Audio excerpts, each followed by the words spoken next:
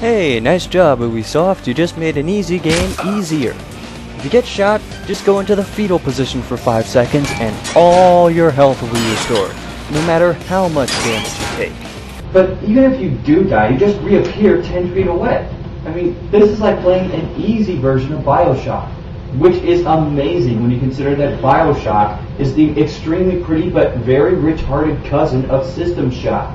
Well, anyway, you take Asao back to his suite, and you find out that it's the Yakuza behind the attack, because everybody knows that there are only 3 Japanese villains: the Yakuza, Godzilla, and long-haired dead girls.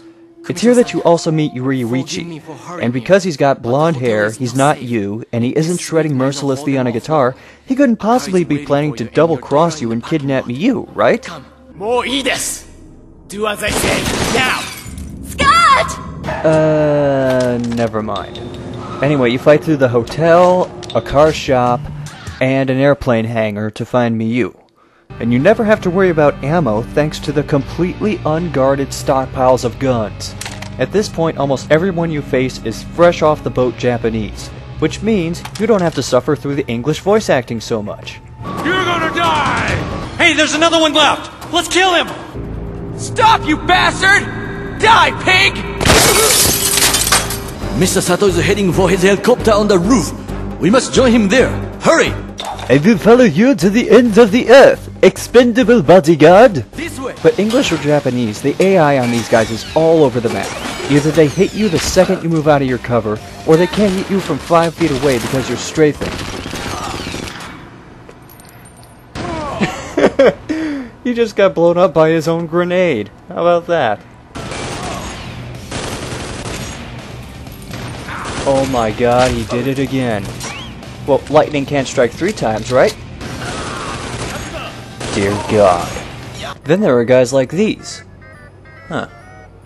Well, he's not really doing anything, so I guess it's okay if I... Oh, what the hell? Where did he pull that gun from? Oh, this is such bullshit. Oh, god damn it. Getting back to the actual plot, I have finally caught up with Ryuichi before he takes off with Miyu to Japan. Oh yeah, it's on now. His bleached blonde baby-faced pansy ass is mine. Come on, show you how we sword fight in America. Oh, wait, what the hell? Why am I not moving? You guys, you never Yeah, know when to do give whatever up, you want do with the ya? Wiimote and the nunchuck. Scott I'll leave you doesn't for move. What kind of bodyguard gets his ass handed to him by a J-Rock wannabe? Oh, right. I forgot. Ryuichi is a Japanese male over the age of 16, so he automatically knows how to sword fight. And he's a member of the Yakuza. And he's showing mercy because he really could just step on me with this giant robot.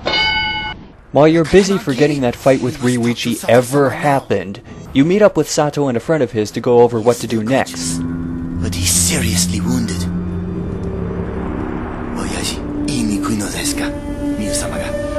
Wait, what the hell is going on? Would you speak English, please? Now I understand why they did this. It's to create the atmosphere of being a foreigner thrust into a different culture. But it doesn't make it any less annoying.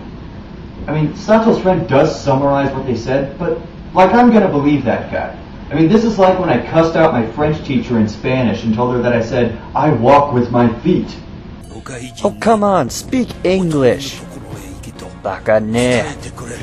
Well, I did some looking into it, and I did manage to find an audio translation of Sato's dying words. Listen and listen well. I really like the band In Sync. My favorite member is Harpo. You find out that the Yakuza is really after a sword called the Katanagiri. Yeah, they're going through all this trouble for a sword. It must help them summon Voltron or something, I don't know. Anyway, you take the sword and fly to Japan completely alone. There is no way this plan could fail. Actually, you get sent to a dojo where some Naruto clones teach you some sword fighting techniques. How was this determined? Well, I had to look it up in a FAQ. It turns out those respects that I got from not killing people add up and unlock new abilities. Anyway, you train here for a little bit and then you go to check out a guy named Harry Tanner. And he's named Harry Tanner, but I know he's really Fred Willard. You know, that guy from a bunch of movies that you meant to see but you never actually did? Whatever. Fred actually does lead you to the pier where Ryuichi is hanging out, and you get to have a rematch with him. Are you afraid you're gonna lose? Here, I'll give you some bonus hits. Oh, that feels good! Here comes the hammer! Here comes the hammer! Here it is! Oh, yeah! This is actually one of the most satisfying moments in a video game I've ever had.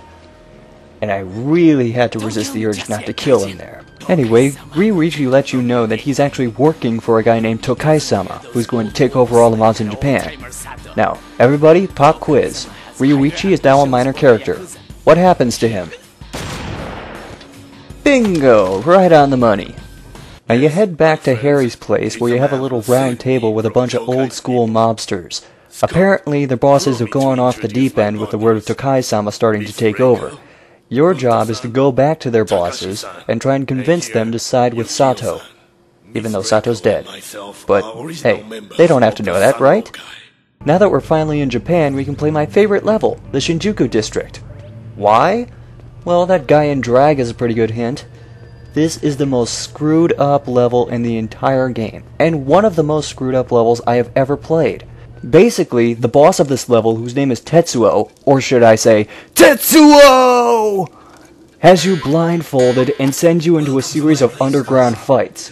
But these are not your typical underground fights. Basic rules. Either you conquer the challenges or you die. You see, this is what they call a hunting game. It is the most dangerous game, you see. You are the rabbit, and the hunters are waiting for their shot at you. What you basically do is go through a bunch of theme park rides, both on them and behind the scenes, and in the process see some really weird stuff. This one still haunts me at night.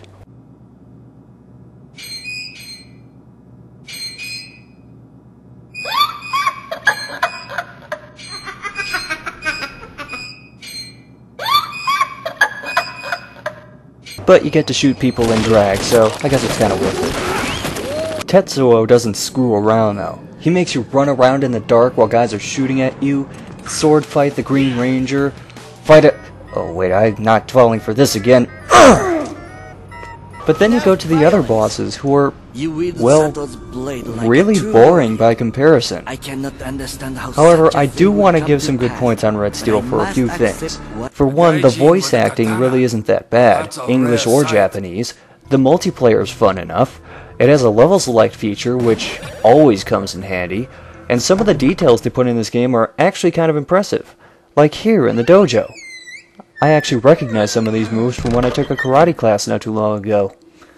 Overall, the game really isn't as bad as a lot of people say it is. I mean, it's not the complete bomb that a lot of people want to think it is. You know what? I pretty much covered everything I want to with this game anyway, so you know what? Lunch is not going to make itself.